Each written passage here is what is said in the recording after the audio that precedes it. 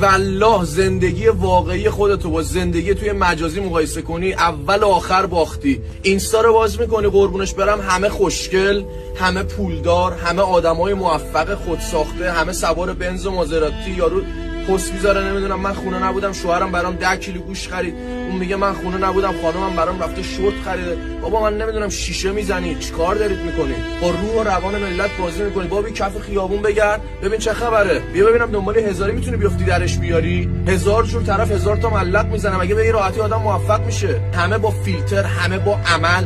بعد من میام خودم با اونا مقایسه میکنم، به خودم نگاه میکنم میگم واقعا من انقدر زشتم؟ واقعا من زندگیم انقدر بدبختانه است؟ هیچی از خودم ندارم؟ نه بابا این خبرا نیست، همش پشت دوربینه، همش پشت قابه. انقدر باعث نشید بقیه آزرده خاطر بشن، بقیه حسرت بخوام بخورن.